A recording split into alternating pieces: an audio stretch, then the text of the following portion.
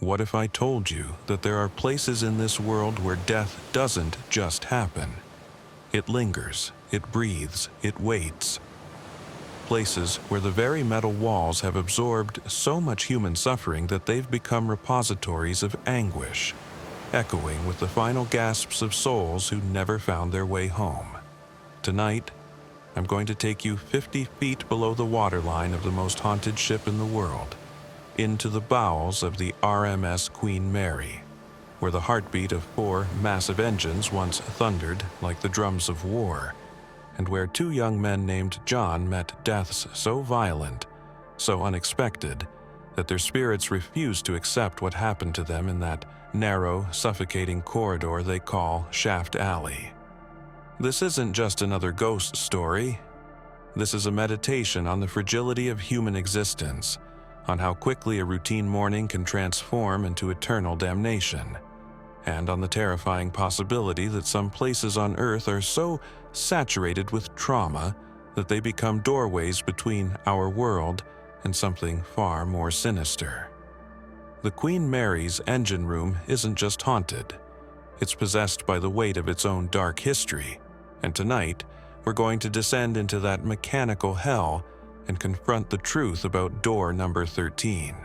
A truth so disturbing that it will make you question everything you thought you knew about death, about memory, and about the thin veil that separates the living from the eternally tormented. Before we dive into this abyss of maritime horror, I need you to understand something crucial about what we do here on this channel. We don't just tell scary stories for cheap thrills or jump scares. We excavate the deepest, most disturbing truths from real events that have shaped our understanding of mortality and the supernatural. Every story I bring you has been meticulously researched, every detail verified through historical records, survivor accounts, and official documentation. When you subscribe to this channel, you're not just joining an audience. You're becoming part of a community of truth seekers who understand that the most terrifying stories are the ones that actually happened. We explore the darkest corners of human experience, because only by confronting these realities can we truly understand the nature of fear itself, and perhaps find some meaning in the inexplicable tragedies that seem to haunt certain places forever. So, if you're ready to go beyond surface-level ghost stories and delve into the psychological and existential horror of real events, hit that subscribe button now, because what I'm about to tell you about door number 13 will challenge everything you believe about life, death, and the spaces in between. Picture, if you will, the year 1966. The world is changing rapidly. The Beatles are at the height of their fame. The Vietnam War is escalating, and humanity is reaching toward the stars while simultaneously tearing itself apart. But on the Queen Mary, sailing across the Atlantic with the steady rhythm that had made her legendary for 3 decades, time seems frozen in a more elegant era. The ship herself is a monument to human ambition and engineering prowess, a floating city longer than 3 football fields, wider than a 12-lane highway, and taller than a 20-story building. She has carried presidents and paupers, movie stars and refugees, lovers reuniting, and families saying their final goodbyes. Her first-class lounges have hosted conversations that shaped nations, while her lower decks have witnessed the raw human drama of immigration, war, and survival. But 50 feet below the luxurious staterooms and grand ballrooms, in the mechanical heart of this maritime marvel, exists a world that passengers never see, a realm of grinding gears, hissing steam, and temperatures so intense they can drive a man to madness. The engine room of the Queen Mary is not merely a workplace. It's a cathedral of industrial power, where 4 massive turbine engines generate enough force to push nearly 81,000 tons of steel through the ocean at speeds that defied belief in their era. The sound down there is not just noise, it's a living thing, a constant roar that penetrates your bones and makes your organs vibrate in harmony with the ship's mechanical heartbeat. The air itself seems thick with the weight of metal and oil, a cocktail of industrial scents that burns your nostrils and coats your throat with the taste of machinery and human sweat. In this mechanical underworld, young men work in conditions that would challenge the limits of human endurance. They are the forgotten heroes of ocean travel, the ones who keep the massive engines running while passengers above dance to orchestras and dine on delicacies. These men know every pipe, every valve, every dangerous corner of this steel labyrinth. They understand the ship's moods, her temperamental machinery, and the 1,000 ways that this floating city could become their tomb if they make even the smallest mistake. Among these men, there are unspoken hierarchies, informal traditions, and dangerous games that serve as both bonding rituals and tests of courage. One such game, whispered about in the darkest corners of the engine room, involves the massive watertight doors that segment the lower levels of the ship. Doors designed to save the vessel in case of flooding, but which can crush a human being with the casual indifference of closing a book. The game is called Chicken, and it's exactly what you think it is.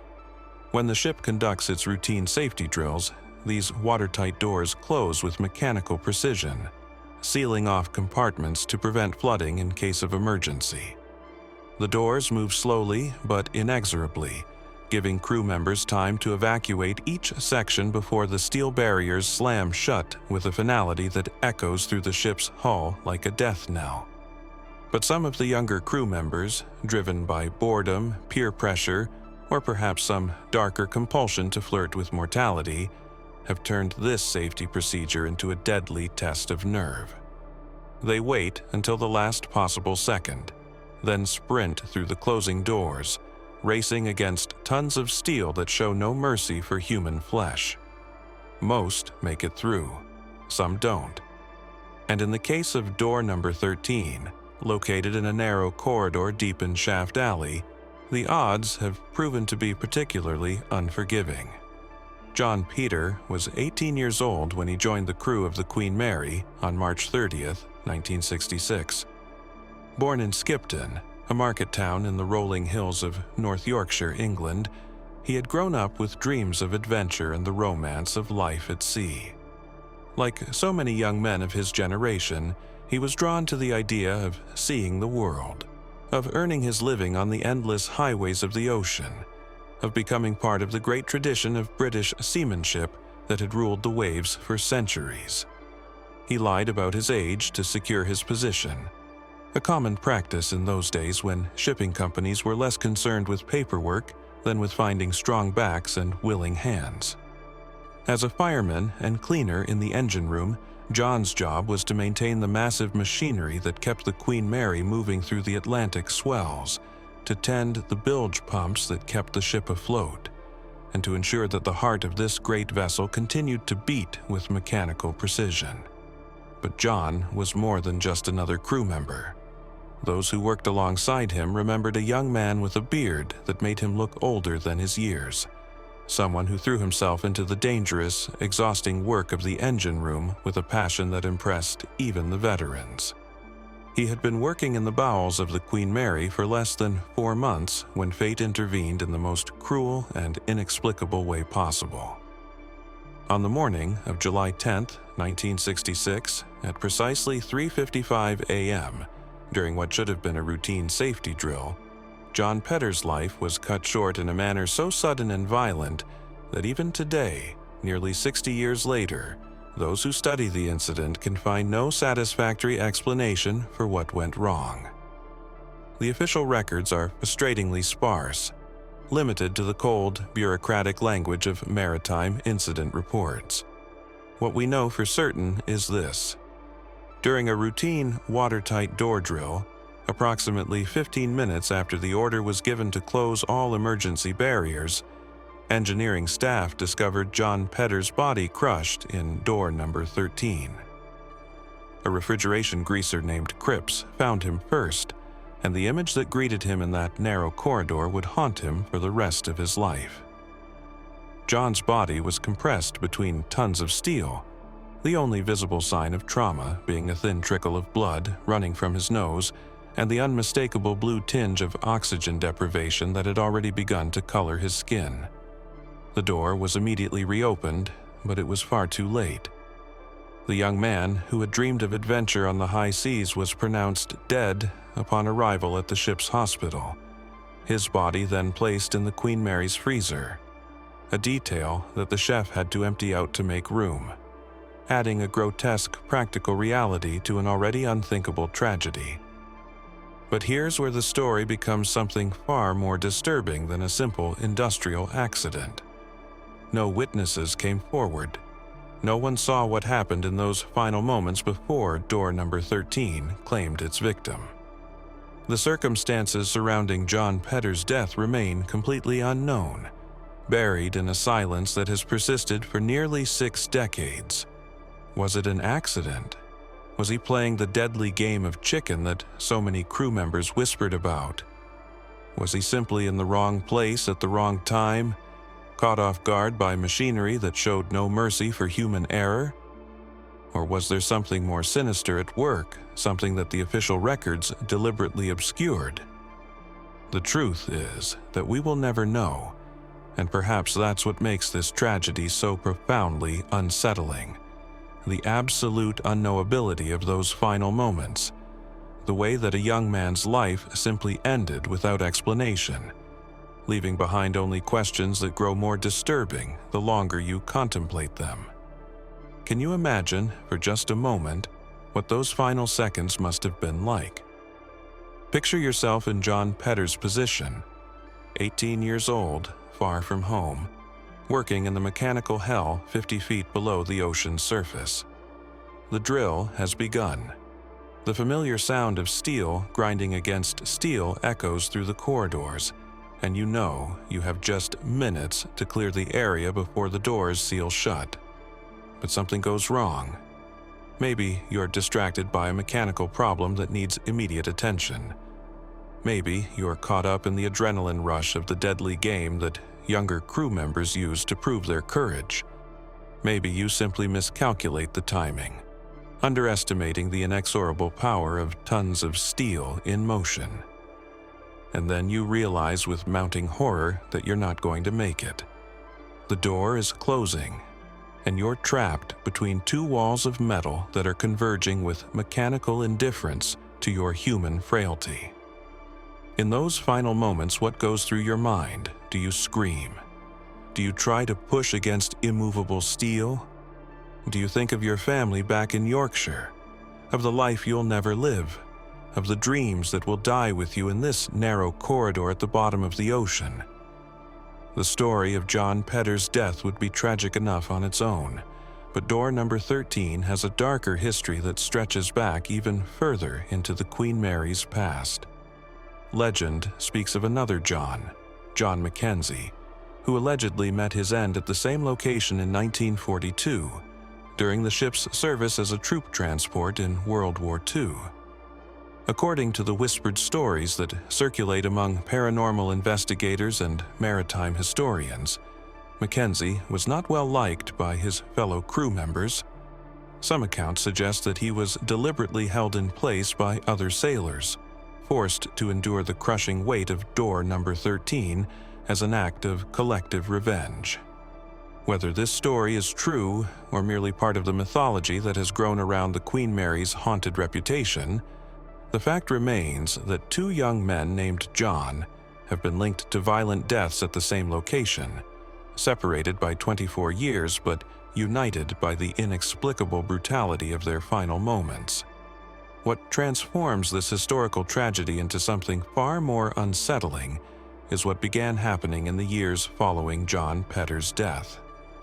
Workers converting the Queen Mary from an ocean liner into a hotel reported strange incidents in and around the area where door number 13 once stood. Security guards walking their nightly rounds spoke of an inexplicable sense of being watched, a feeling of presence in the narrow corridors of Shaft Alley that seemed to follow them through the mechanical maze of the engine room. Dogs brought aboard the ship would refuse to enter certain areas. their hackles raised and their bodies trembling with an animal fear that their handlers couldn't explain. The most disturbing accounts came from crew members working the night shift, who reported hearing sounds that had no source. The metallic clank of tools being dropped, the scrape of footsteps on steel grating, and most unnervingly of all, the sound of someone frantically working on machinery that had been shut down for hours. But the most persistent and disturbing reports center around the apparition of a young man in work coveralls, bearded and carrying what appears to be a wrench or similar tool. Witnesses describe him as having an urgent, almost desperate quality to his movements, as if he's searching for something crucial that he can never find. He appears most often in the early morning hours, around the time when John Pedder met his death, and always in the vicinity of where door number 13 once stood. Some witnesses report that he seems to be looking for help, reaching out to the living with a desperation that transcends the boundaries between life and death. Others describe a more disturbing encounter, the sensation of being touched by hands that aren't there, of hearing a voice asking for assistance in finding tools or completing some urgent task that was left unfinished on that terrible morning in 1966. One of the most documented encounters occurred on August 13, 1991, exactly 25 years and 1 month after John Pedder's death. A couple touring the Queen Mary found themselves in the engine room area when the husband, knowing the story of the tragic accident, jokingly called out, "John Pedder, would you like to join us?" They laughed at their own boldness and continued through the area. But as they climbed the stairs leading away from where door number 13 had once stood, they both became aware of an overwhelming sense that they were not alone. The husband felt something brush against his face. Not the touch of a living hand, but something that seemed to carry the weight of desperation and unfinished business. It wasn't until they reached the upper decks and natural light that the wife noticed something that turned their casual ghost hunting into something far more serious. Her husband's face bore a streak of grease across the exact spot where he had felt the mysterious touch. This wasn't the clean, modern grease that might be found in a museum setting. This was the thick industrial lubricant that had been used in the Queen Mary's engine room during her active sailing days, a substance that should not have existed in that area for more than 20 years. Ask yourself this question and answer honestly.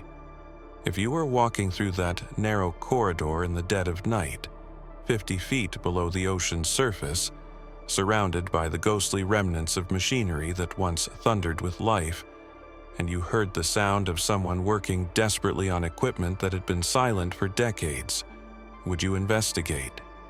Would you call out to see if someone needed help, knowing that no living person should be in that area? Or would you run, driven by the primal understanding that some mysteries are too dangerous to solve, that some encounters with the past are meant to remain undisturbed? The truth is that most of us would like to believe we would be brave, that we would face the unknown with scientific curiosity rather than superstitious fear. But the Queen Mary's engine room has a way of stripping away our modern rationalism and confronting us with something far more primitive, the bone-deep recognition that we are not alone in this universe, that consciousness does not always end with death, and that some places retain the emotional imprint of traumatic events with such intensity that they become doorways between worlds. The modern Queen Mary, now permanently docked in Long Beach, California, has embraced its haunted reputation with a mixture of commercialism and genuine respect for the tragic events that occurred within its hull. Paranormal investigators from around the world have descended into the engine room with their electronic equipment, their thermal cameras, and their digital voice recorders, hoping to capture some evidence of John Pedder's continued presence. What they've found has both validated and complicated the eyewitness accounts that have accumulated over the decades.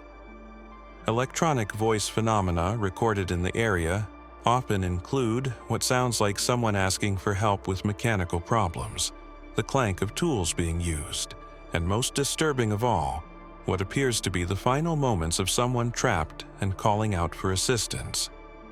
Thermal imaging has captured unexplained cold spots in the exact location where door number 13 once stood. Temperature drops so sudden and localized that they seem to violate the basic laws of thermodynamics.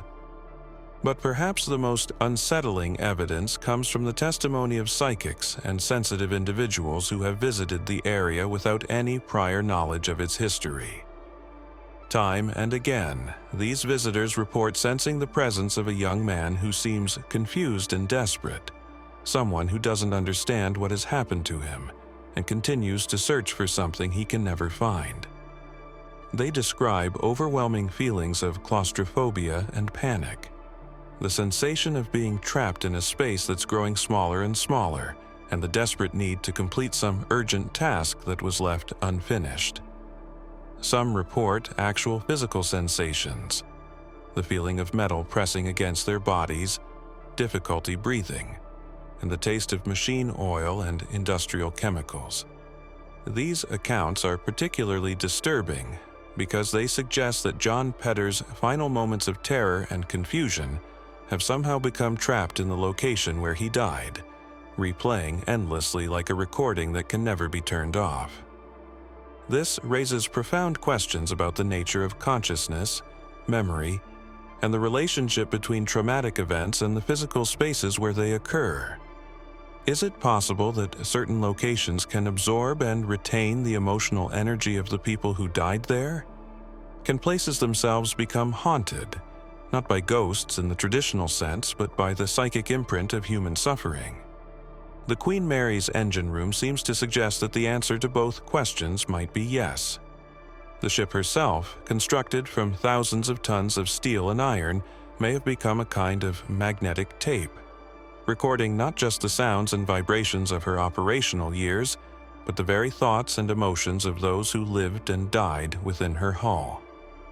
If this is true, then John Petter's continued presence in Shaft Alley isn't supernatural in the conventional sense. It's the natural result of consciousness interacting with matter in ways that we're only beginning to understand.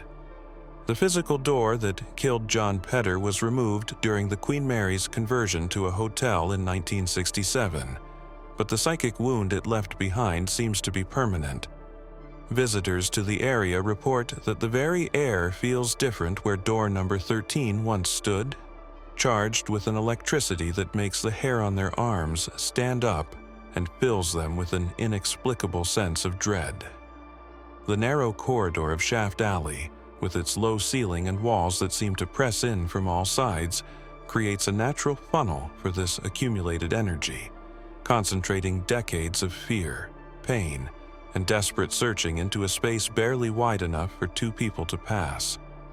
Walking through this area alone, especially in the early morning hours when John Petter died, becomes an exercise in confronting your own mortality and the fragility of human existence.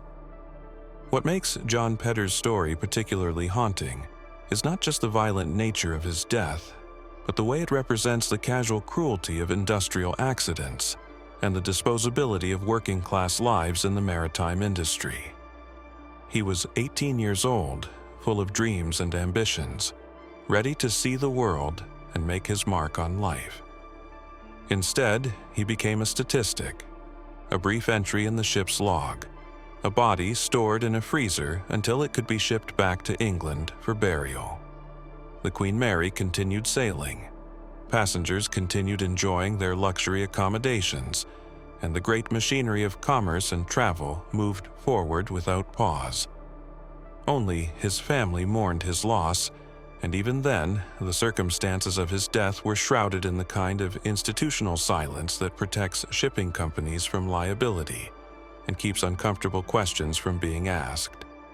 But the dead, it seems, are not always willing to be forgotten.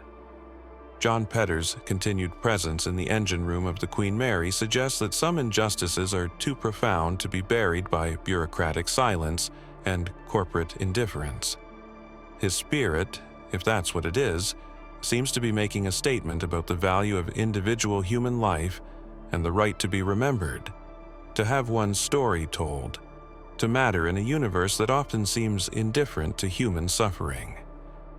Every sighting, every unexplained sound, every cold spot detected by thermal imaging equipment becomes a kind of testimony, a refusal to let his death be forgotten or dismissed as merely another industrial accident. In this sense, the hauntings of the Queen Mary's engine room are not just supernatural phenomena. They're acts of resistance against the forces that would erase the stories of ordinary people who died in extraordinary circumstances. The psychological impact of visiting the Queen Mary's engine room cannot be understated.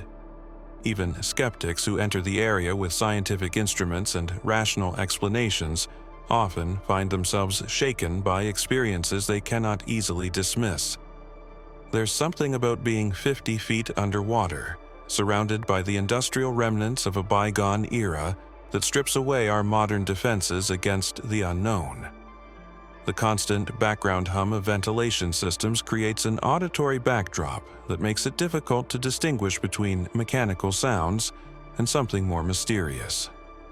The play of shadows cast by harsh fluorescent lighting transforms familiar shapes into something potentially threatening.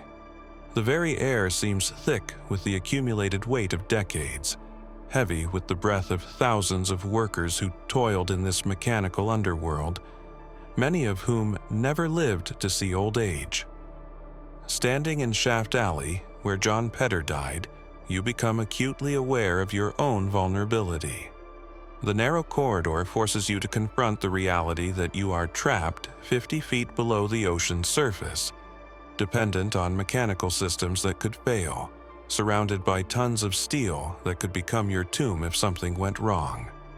This awareness of mortality is precisely what makes the Queen Mary's engine room such fertile ground for paranormal experiences.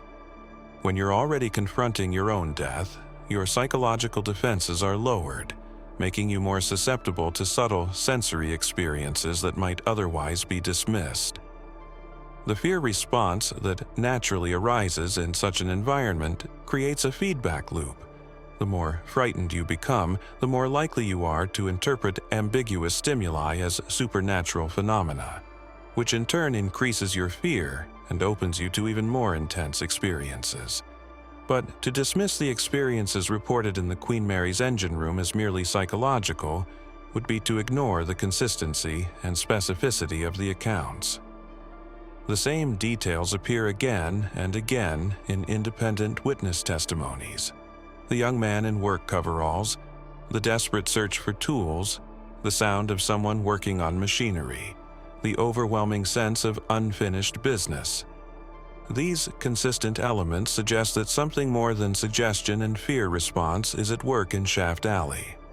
Whether that something is the surviving consciousness of John Pedder, some kind of psychic imprint left behind by his traumatic death, or an unknown natural phenomenon that science has yet to explain, the experiences themselves are undeniably real for those who have them. And in the end, perhaps the reality of the experience matters more than the explanation for it. The story of John Pedder and door number 13 forces us to confront uncomfortable truths about the nature of memory, consciousness, and the lasting impact of traumatic events.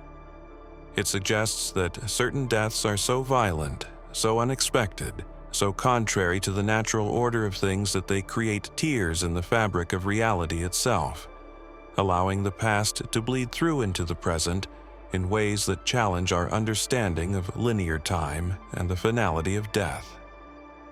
The Queen Mary's engine room becomes a meditation on the persistence of human consciousness, and the possibility that some experiences are so profound that they transcend the physical limitations of mortal existence.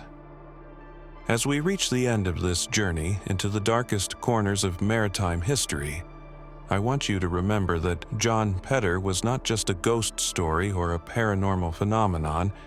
He was a real person with hopes, dreams, fears, and aspirations just like your own.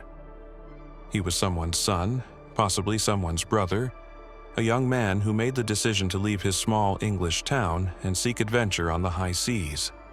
His death was not just a tragedy, it was a theft. the theft of all the experiences he would never have, all the people he would never meet, all the contributions he might have made to the world if fate hadn't intervened in such a brutal and inexplicable way. When we encounter his spirit in the engine room of the Queen Mary, we're not just witnessing a supernatural phenomenon. We're being asked to remember, to honor, and to acknowledge the value of a life that was cut short far too soon. If you've made it this far in this exploration of one of the most haunting maritime mysteries of our time, then you understand that we're not just here for entertainment. We're here to bear witness to the stories that history has tried to forget, to give voice to the voiceless, and to confront the uncomfortable realities that lurk beneath the surface of our sanitized modern world. The stories I bring you are not fiction. They are the documented experiences of real people who encountered something beyond their understanding, something that challenges our assumptions about the nature of reality itself. This is why I need you to subscribe to this channel, not just because you enjoy being scared, but because you understand the importance of preserving these stories, of keeping alive the memories of people like John Pedder, who deserve to be remembered for more than just the circumstances of their death. When you subscribe, you become part of a community that values truth over comfort, that chooses to confront the mysteries of existence rather than look away, and that understands that the most profound truths often lie in the darkest places. Hit that subscribe button now, because there are more stories waiting to be told, more voices crying out from the past, and more mysteries that demand our attention and respect. Before you leave this story behind and return to your everyday life, I want you to share with me in the comments below. Have you ever experienced something that you couldn't explain? Have you found yourself in a place where the past seemed to bleed through into the present? Have you felt the presence of someone who shouldn't be there, or heard sounds that had no source? The Queen Mary's engine room is just one of many places around the world where the boundaries between life and death seem permeable, where consciousness appears to persist beyond physical existence, and where the living and the dead share the same space in ways that science cannot yet explain. Your experiences matter, your stories deserve to be heard, and your encounters with the unexplained are part of the larger tapestry of human experience that we're exploring together. And if this story moved you, if it made you think, if it challenged your assumptions about the nature of reality, then please share it with others who might benefit from confronting these deeper mysteries. Give this video a thumbs up to help it reach more people who are ready to explore the darker truths of our existence. And remember that every share, every comment, every engagement helps keep these important stories alive for future generations who need to understand that the world is far stranger, far more mysterious, and far more meaningful than they might ever imagine. The narrow corridors of Shaft Alley aboard the Queen Mary remain as they were when John Pedder walked them for the last time on that July morning in 1966. The machinery is silent now. The great engines that once thundered with the power to cross oceans have been stilled forever, and the watertight doors that once protected the ship from disaster have been removed or permanently sealed.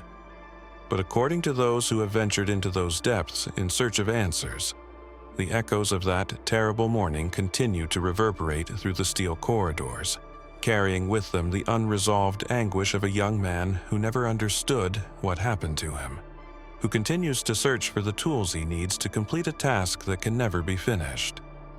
In that narrow space where door number 13 once stood, time itself seems broken, trapped in an endless loop of confusion, desperation, and the fundamental human refusal to accept that some mysteries will never be solved, some questions will never be answered, and some doors once closed can never be opened again.